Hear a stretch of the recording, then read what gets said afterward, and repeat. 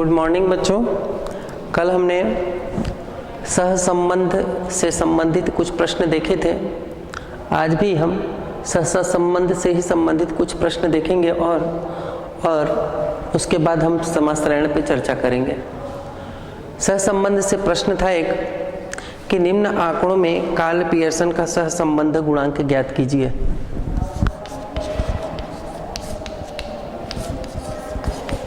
निम्न आंकड़ों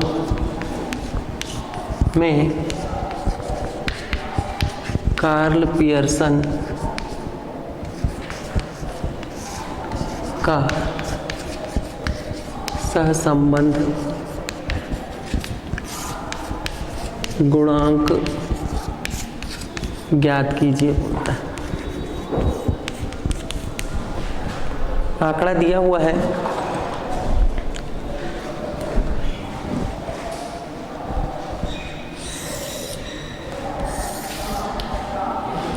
x दे दिया है और y दे दिया है। आंकड़े दे दिए हैं इसके 3, 4, 8, 6, 2, 1 और आंकड़े फिर दिए हैं y के आंकड़े दिए हैं 5, 3, 9, 6, 9, 2।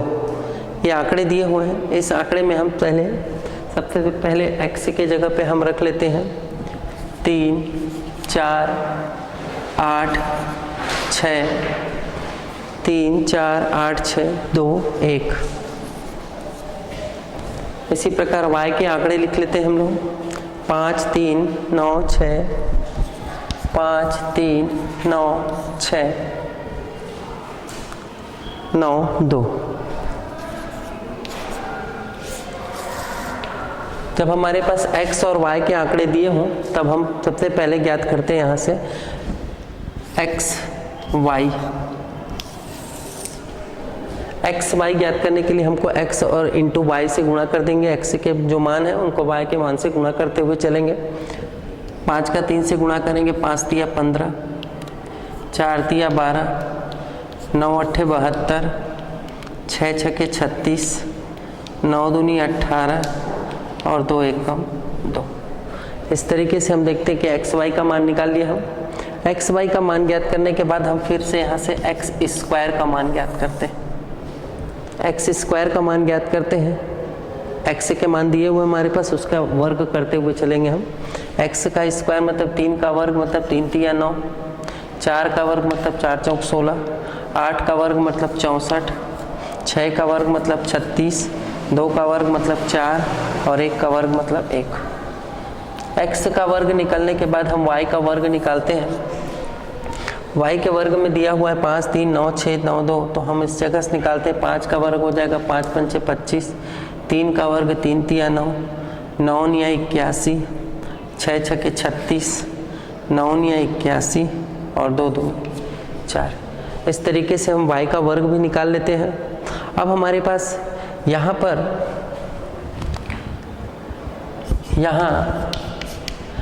n बराबर दिया हुआ है 1, 2, 3, 4, 5, 6, तो n बराबर दे दिया है 6।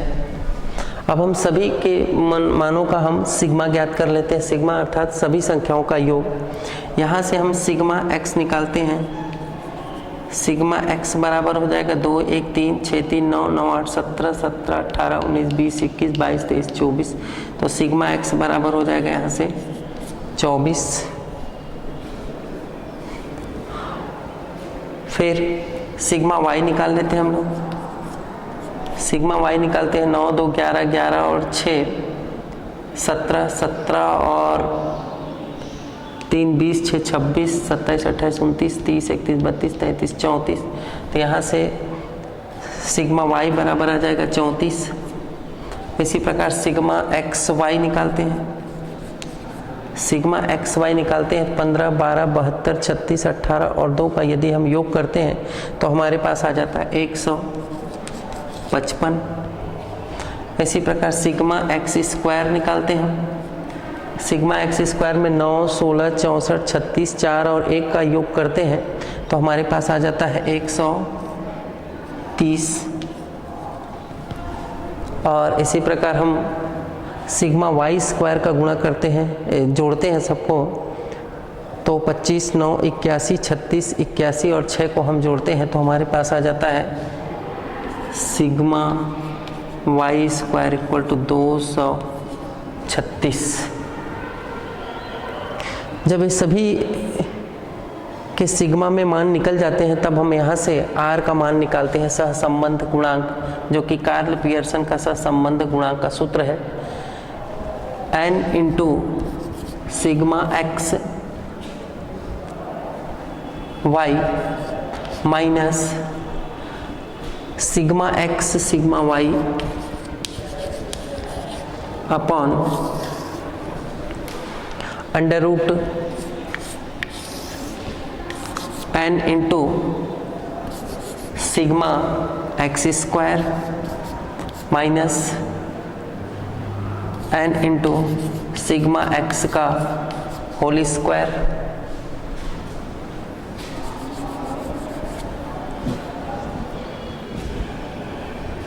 Into under root n into sigma y का स्क्वायर माइनस सिग्मा वाई का होल स्क्वायर। ये सूत्र होता है n into sigma x y minus sigma x sigma y upon under root n into sigma x square minus sigma x का whole square under root n into sigma y square minus sigma y का whole square. इसमें हम दिए हुए सभी value put करते जाएंगे, तब यहाँ से r बराबर आ जाएगा हमारे पास, n का मान 6 था, नंबर ऑफ टर्म्स 6, तो हम नंबर ऑफ टर्म्स को रखते हैं 6 into sigma x y, sigma x y का मान 155 माइनस सिग्मा एक्स हमारे पास 24 इंटू सिग्मा वाई हमारे पास आया 34 upon under root n 6 into sigma x square 130 minus sigma x का होल स्क्वायर अर्थात 24 का square into under root n 6 into sigma y का स्क्वायर 236 माइनस सिग्मा वाई का whole square, sigma y 34 दिया है तो 34 का होल स्क्वायर हो जाएगा। फिर हम आगे हल करते हैं।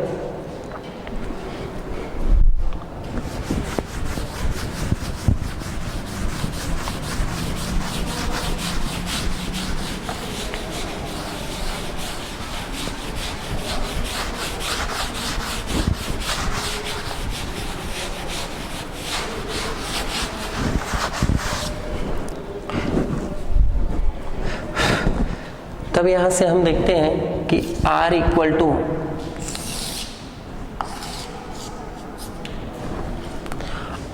टू हमारे पास आ जाता है 6 गुणित 155 को गुणा करते हैं तो हमारे पास आता है 6 पंचे 30 का शून्य हासिल करते हैं, 6 पंचे 30, 3 33 और 6 कम 6 3 9, 930 आ जाता है माइनस 24 और 34 को गुणा कर देते हैं तो हमारे पास आ जाता है 816 बटा अंडर रूट में हल करते हैं, अंडर रूट 6 गुणित 130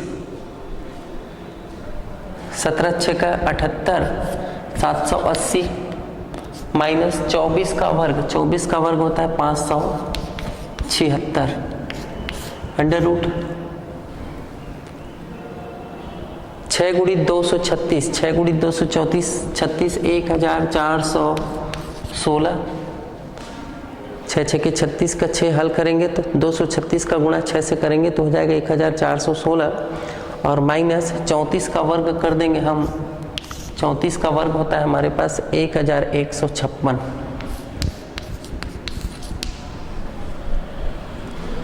यहाँ से हम R बराबर निकालते हैं 930 माइनस 816 करेंगे तो हमारे पास आ जाता है 114।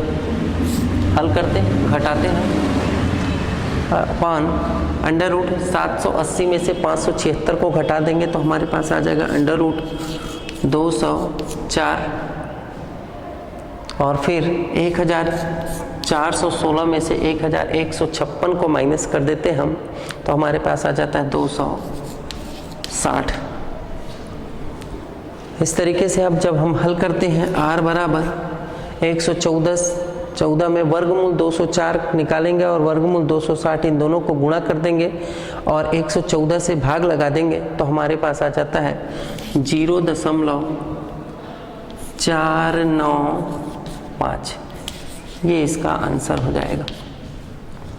इसके हल करने के लिए हमको इस बात का ध्यान रखना पड़ेगा कि वर्गमूल 204 को हम भाग विधि से इसका वर्गमूल निकाल लेंगे और वर्गमूल 260 का भाग विधि से हम लोग वर्गमूल निकाल लेंगे। जब दोनों के वर्गमूल को निकाल लेंगे और दोनों को गुणा कर देंगे और फिर 114 ऊपर में रख के और इन दोनों के गुणा को नीचे में रख के भाग लगा देंगे, तो हमारे पास आ जाएगा 0.495, जो कि कार्ल पियर्सन का सहसंबंध गुणांक r बराबर होगा। इसी प्रकार हम अगला प्रश्न देखते हैं इसका।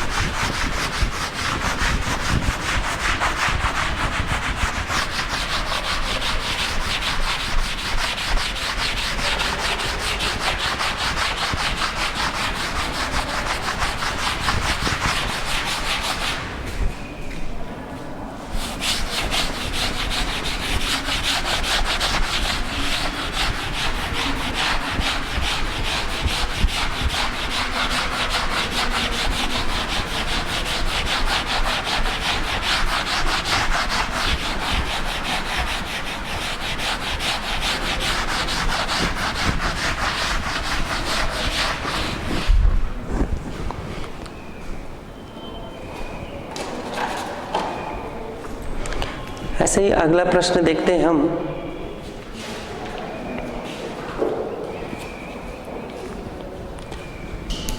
निम्न आंकड़ों में x और y के मान दिए गए हैं, सहसंबंध गुणांक ज्ञात करना है।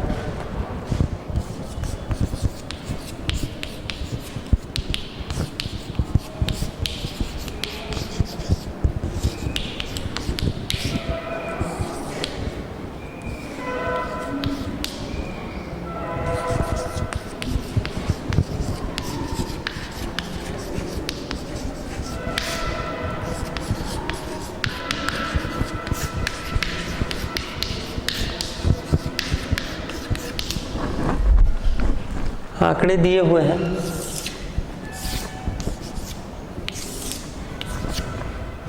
x और y के रूप में हम इस आंकड़ों को ले लेते हैं। आंकड़े दिए हैं -3, -2, -1, -3, -2, -1, 0, 1, 2 एंड 3। y का मान दिया हुआ है 9, 4, 1, 0, 9, 4, 1, 0, 9, 4, 1, 0, 1, 4, 9, 1, 4 और 9। सबसे पहले हम यहाँ से x y का मान ज्ञात करते हैं।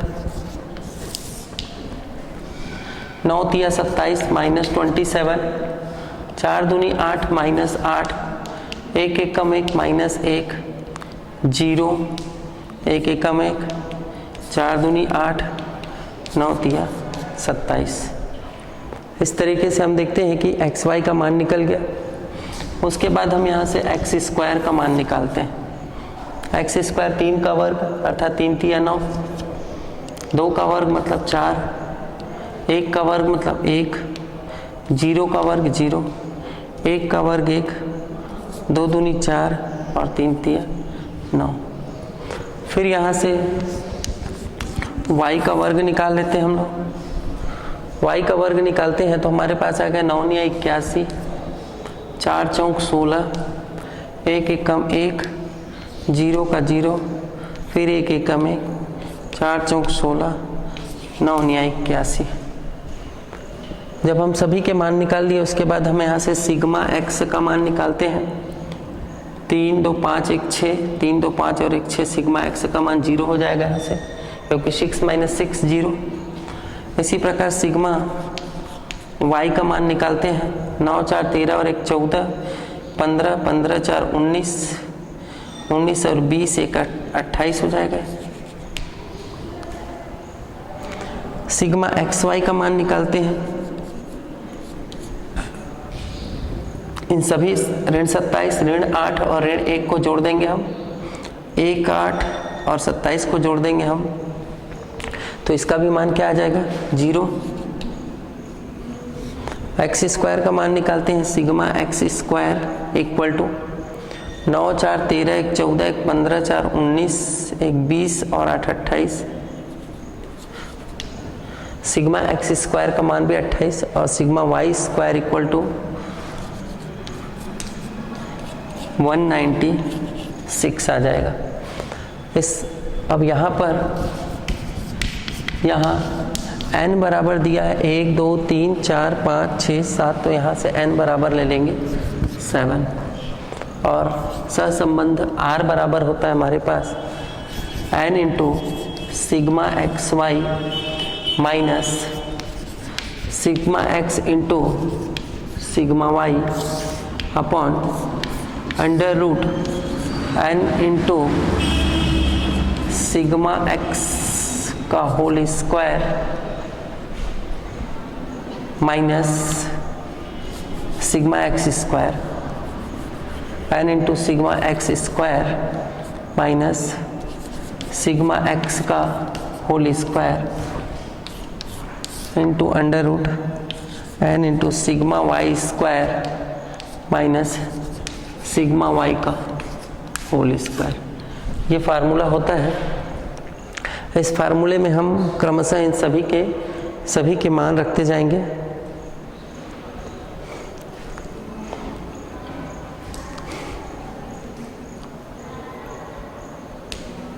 r equal to n into x y, n का मान हमारे पास था 7 इंटू सिग्मा एक्स वाई का मान हमारे पास कितना आया? 0 माइनस सिग्मा एक्स और सिग्मा वाई का मान, sigma x 0 into sigma y का मान 28 अपॉन अंडर रूट एन का मान 7 इंटू सिग्मा एक्स स्क्वायर का मान 28 माइनस सिग्मा एक्स का whole square 0 under root n into sigma y square 7 into sigma y square 196 minus sigma y का whole square अर्थात sigma y 28 whole square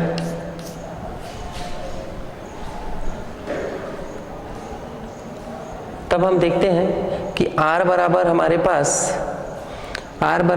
पास 7 into 0 पूरा 0, तो r का value हमारे पास क्या आ जाएगी यहाँ से?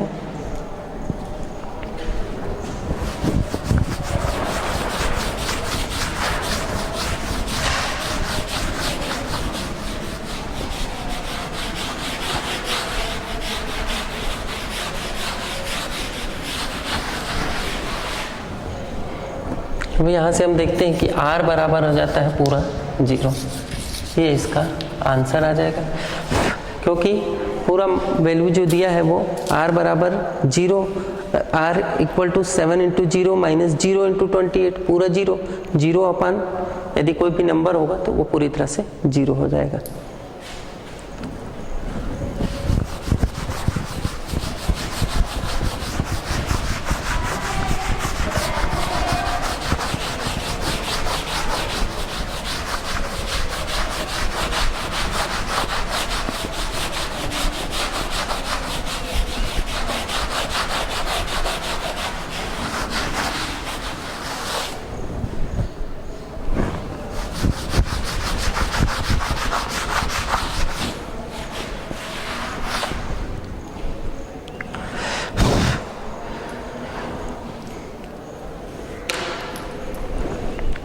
अब हम देखते हैं सहसंबंध से संबंधित बहुत से ऐसे प्रश्न देख लिए। अब हम देखते हैं यहाँ से समाश्रयण।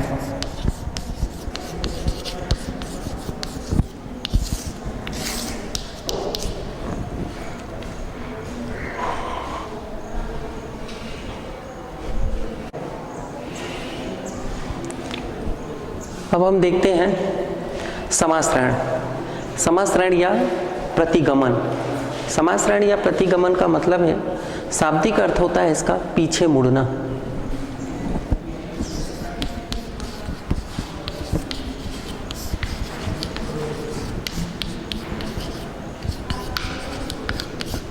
पीछे मुड़ना शाब्दिक अर्थ होता है इसका पीछे मुड़ना या वापस लौटना।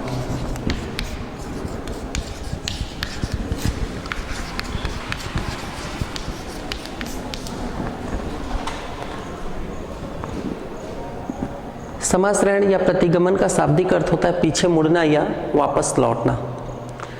ब्रिटिश वैज्ञानिक सर फ्रांसिस गाल्टन ने पिता और पुत्र की ऊंचाई के अध्ययन के लिए समासरण का प्रयोग किया था। पिता और पुत्र की ऊंचाई के अध्ययन के लिए उन्होंने समासरण का उपयोग किया।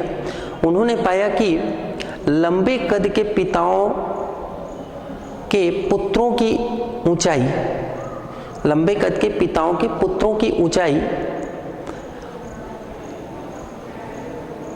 पुत्रों के औसत ऊंचाई पिताओं की औसत ऊंचाई से कम तथा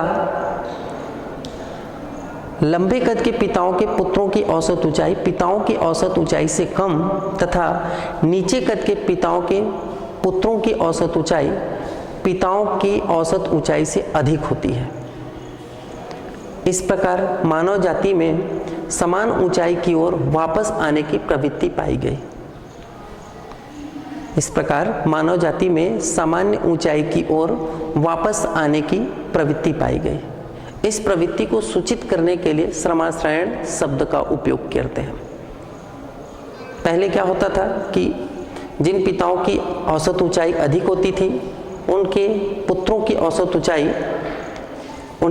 ऊंचाई क्रमशः कम होती चली गई, और जिन पिताओं की औसत ऊंचाई कम होती थी उनके पुत्रों की औसत ऊंचाई अधिक होने लग गई। तो इस प्रकार मानव जाति में समान ऊंचाई की ओर वापस आने की प्रवृत्ति पाई गई। पुनः वापस, वही पीछे मुड़ना, वापस लौटना। इस प्रवृत्ति को सूचित करने के लिए समासरण शब्द का उपयोग करते हैं। आजकल समासरण की धारणा का उपयोग चरों के पारस्परिक औसत संबंध को व्यक्त करने के लिए किया जाता है। इसमें हम देखते हैं समासरण गुणांक।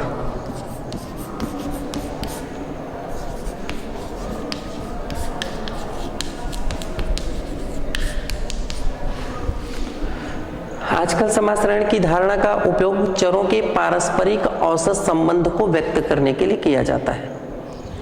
उसी में हम देखते हैं समासरण गुणांक। पहला होता है y का x पर समासरण गुणांक।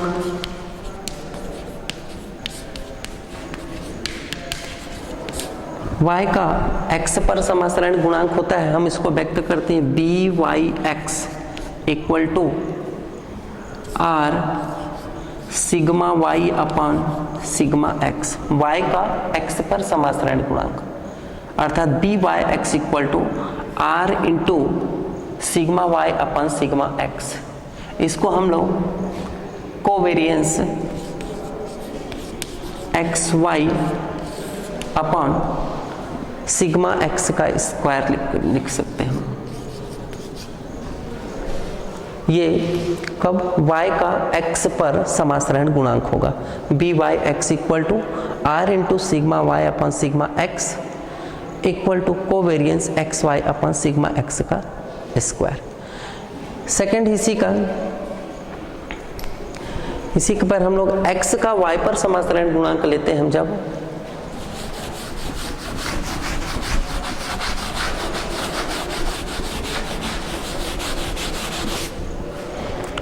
सेकेंड है इसका x का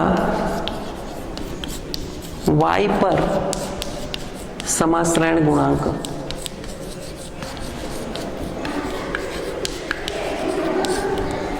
x का y पर समासरण गुणांक करते हैं हम लोग। इसको क्या लिखेंगे, b x y equal to r into sigma x upon sigma y. X का वाई पर समासरण गुणांक है, इसलिए हम लोग sigma x upon sigma y करेंगे, equal to covariance x y upon sigma y का होल स्क्वायर। ये x का y पर समासरण गुणांक और बराबर b x y equal to होता है r into sigma x upon sigma y, covariance x y equal to sigma y square. ये है समासरण गुणांक।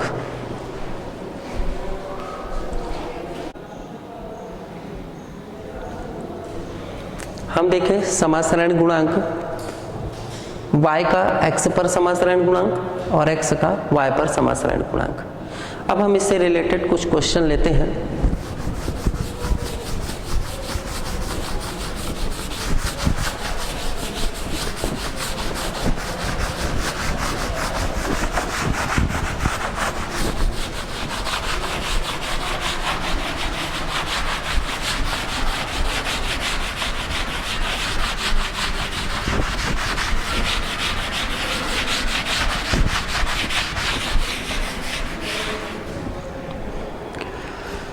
उससे संबंधित प्रश्न लेते हैं हम।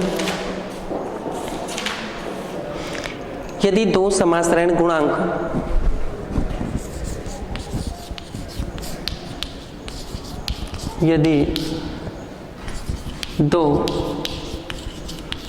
समाश्रयण गुणांक 0.8 और 0.2 हो तो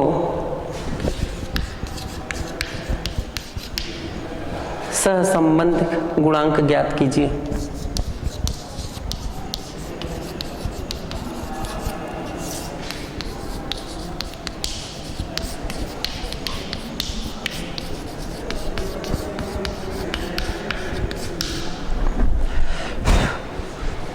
तब हम यहां से देखते हैं, मान लेते हैं हम R sigma x upon sigma y, x का वाई पर सहसंबंध गुणांक समासरण गुणांक, एक्स का वाई पर समासरण गुणांक R into sigma x upon sigma y equal to 0.8 मान लेते हैं। इसको समीकरण 1 मान लिए तथा R into sigma y upon sigma x equal to 0.2 मान लेते हैं। समीकरण 2 मान लिए। प्रश्न में ही जैसा दिया हुआ है कि यदि दो समासरण गुणांक 0.8 और 0.2 है तो हम माना कि समासरण गुणांक x का y पर समासरण गुणांक r equal to r into sigma x upon sigma y equal to 0.8 और y का x पर समासरण गुणांक r into sigma y upon sigma x equal to 0.2। समीकरण 1 और 2 को हम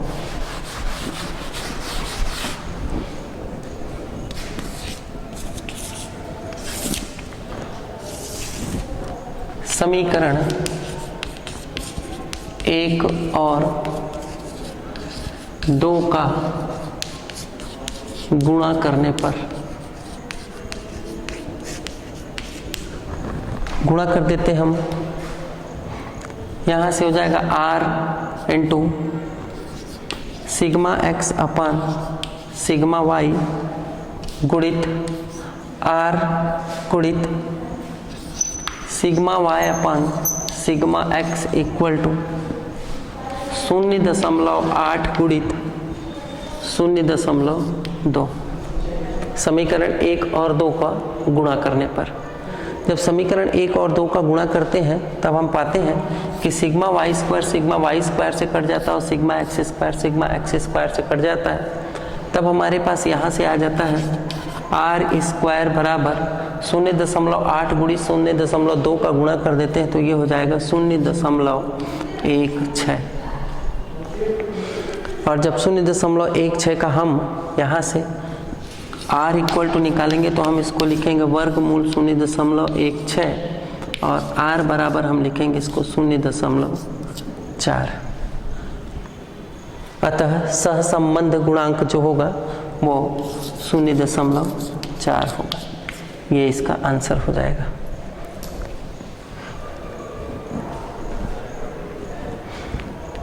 इसी पर आधारित हम और भी प्रश्न देखते हैं।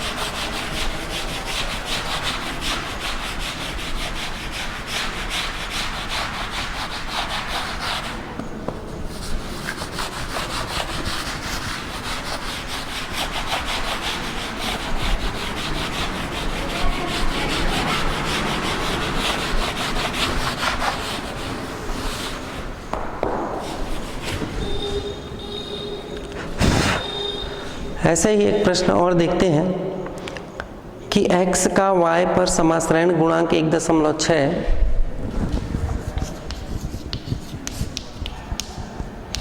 x का y पर समाश्रयण गुणांक 1.6 तथा y का x पर समाश्रयण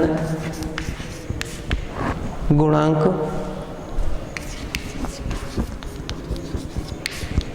x का y पर समाश्रयण गुणांक 1.6 तथा y का x पर समाश्रयण गुणांक 1.2 है, तो यह कथन सत्य है।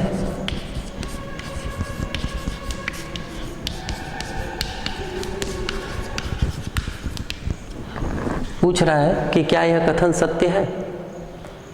तब यहां से हम हल करते हैं। x का y पर समाश्रयण गुणांक, x का y पर समाश्रयण गुणांक, x का y पर समाश्रयण गुणांक दिया हुआ है 1.6, तो हम इसको क्या लिख सकते हैं, r sigma x upon sigma y equal to 1.6। इसी प्रकार दिया हुआ है, इसको हम लोग इक्वेशन नंबर 1 मान लेते हैं। फिर दिया है y का x पर समाश्रयण गुणांक, y का x पर समाश्रयण गुणांक कितना दिया है 1.2। तब हम ऐसी स्थिति में r sigma y upon sigma x equal to 1.2, इसको इक्वेशन नंबर 2 मान लेते हैं हम। समीकरण 1 और 2 का गुणा करने पर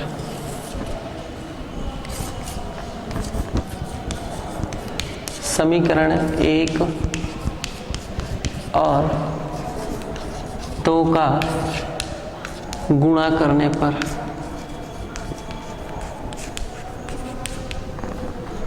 समीकरण 1 और 2 का गुणा करते हम, तो समीकरण 1 था हमारे पास r into sigma x upon sigma y into r into sigma y upon sigma x equal to 1.6 गुणित 1.2। यहाँ से हम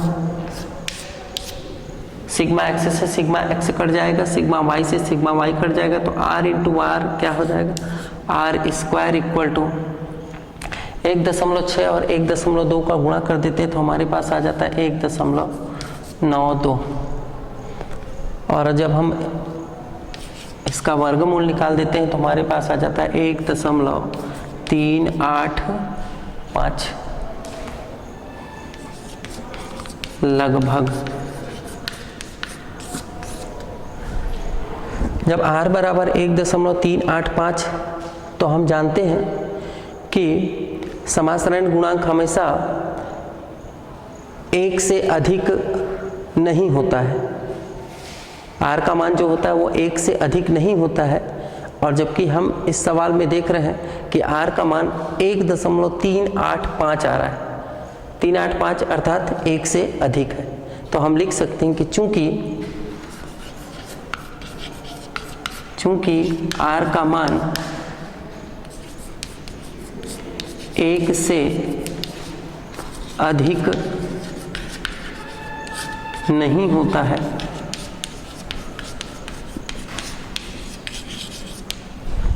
चूंकि r का मान 1 से अधिक नहीं होता है, अतः दिया गया कथन सत्य नहीं है।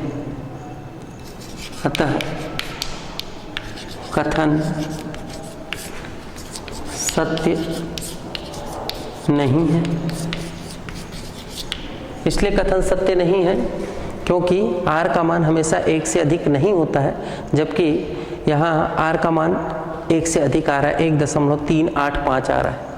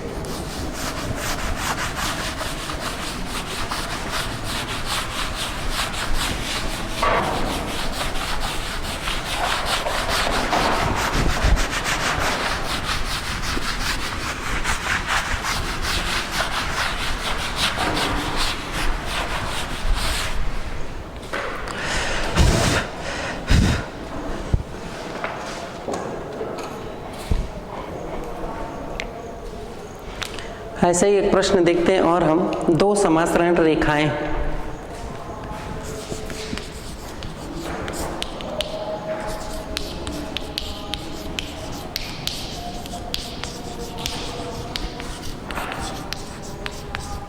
दो समासरण रेखाएं 3x धन 12y बराबर 19 और 3x धन 9y बराबर 46, 3x धन 9y बराबर 46, 3y धन 9x, 3y धन 9x,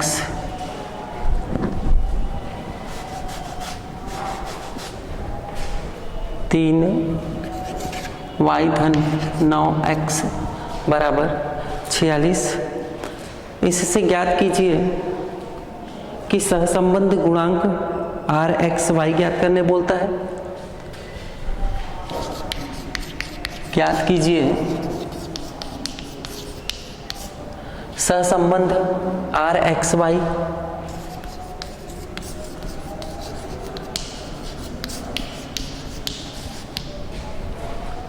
सेकंड बोल रहा है x और y के समांतर माध्य, x और y का समांतर माध्य, और तीसरा कह रहा है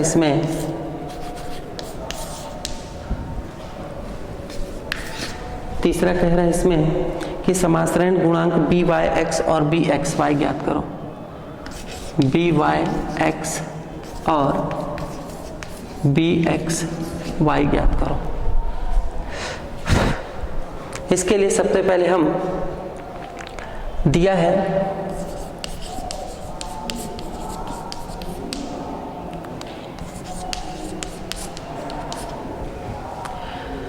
हमारे पास समीकरण 3x धन 12y बराबर 19।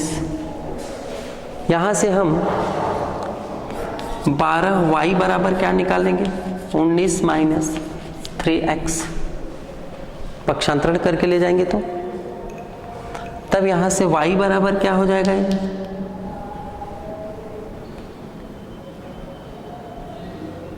डायरेक्ट कर देते हैं हम यहाँ से माइनस 3/12 अर्थात 3 चौक 12 तो 1/4x,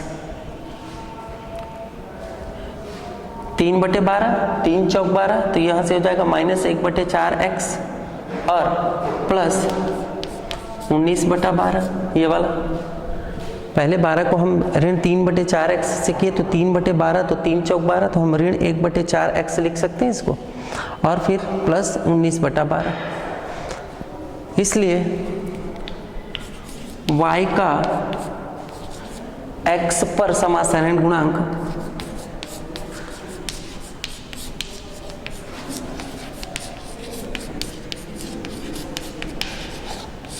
क्या हो जाएगा, y का x पर समासरण गुणांक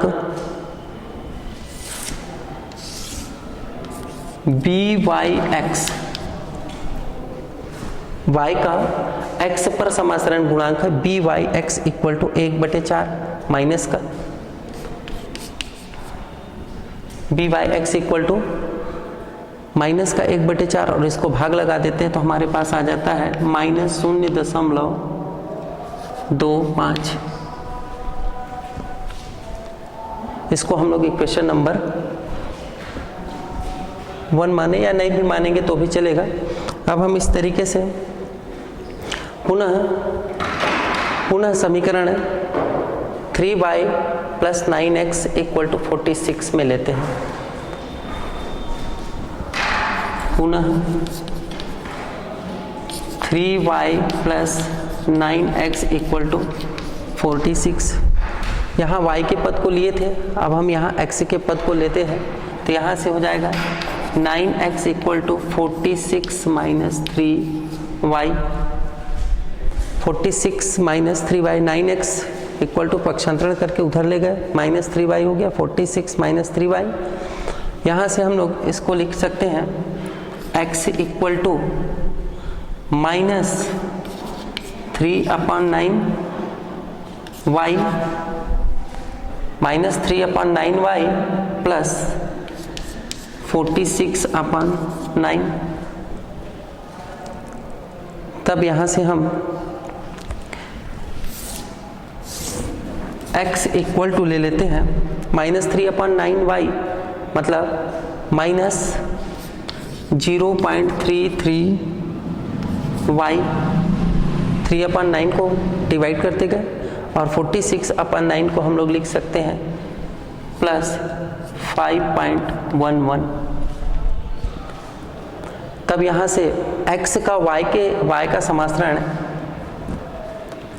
y का x पर समासरण निकाल लिया। अब हम x का y पर समासरण ज्ञात करते हैं।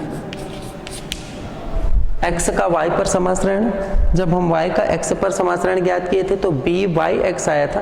अब x का y पर समासरण करेंगे तब हमारे पास आ जाएगा b x y equal to हो जाएगा माइनस 0.33 हमारे पास पहले थर्ड नंबर पे कहा था कि बी वाई एक्स और बी एक्स वाई ज्ञात करो, तो हमारे पास बी एक्स वाई ज्ञात हो गया। बी एक्स वाई हमारे पास बी वाई एक्स आया माइनस 0.25 और बी एक्स वाई हमारे पास आया, बी वाई एक्स आया हमारे पास माइनस 0.25 और बी एक्स वाई बराबर है माइनस 0.33। आगे हम ज्ञात करते हैं आर एक्स वाई सह संबंध।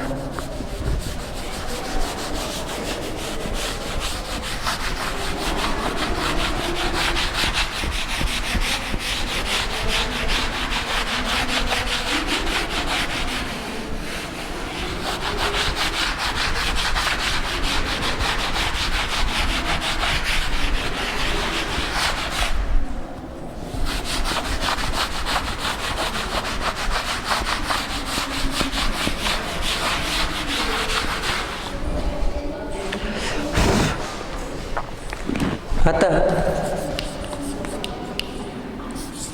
आर एक्स वाई ज्ञात करने के लिए हमारे पास आर एक्स वाई का मतलब ये होता है कि जो सहसंबंध गुणांक जो होता है समाश्रयण गुणांकों का गुणोत्तर माध्य होता है।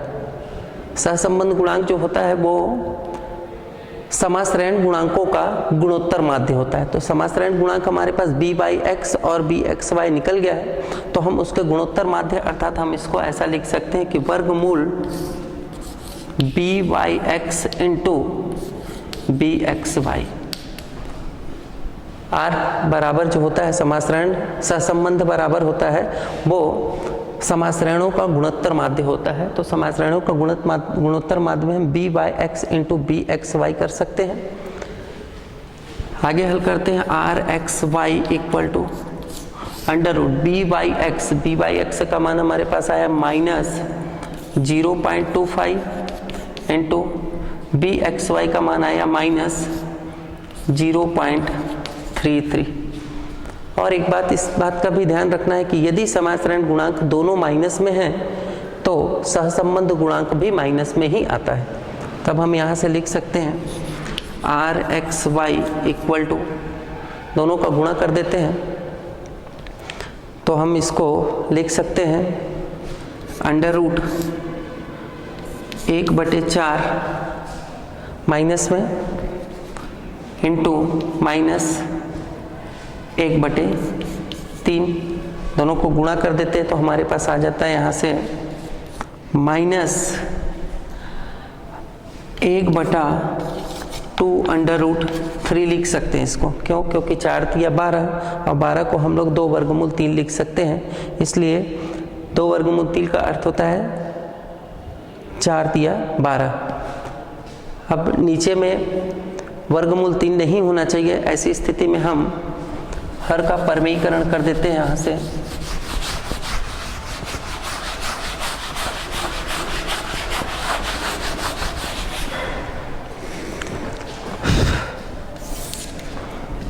तो हमारे पास आ जाएगा r x y equal to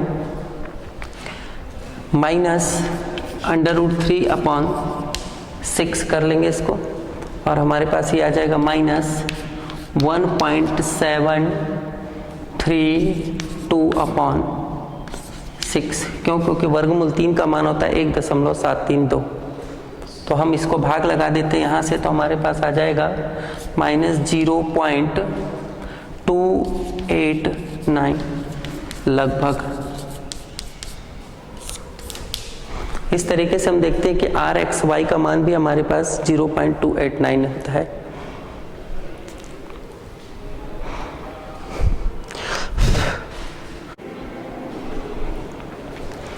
इस तरीके से देखें कि हम आर एक्स वाई बराबर 1.732/6 इसको डिवाइड कर देंगे तो हमारे पास आ जाता है माइनस में 0.289 लगभग।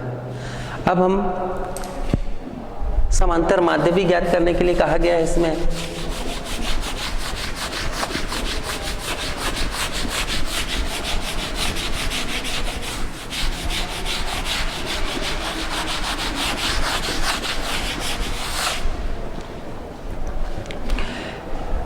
अब 3x plus 12y equal to क्या दिया था हमारे पास 19, और दूसरा समीकरण दिया था हमारे पास 3y plus 9x equal to दिया था 46।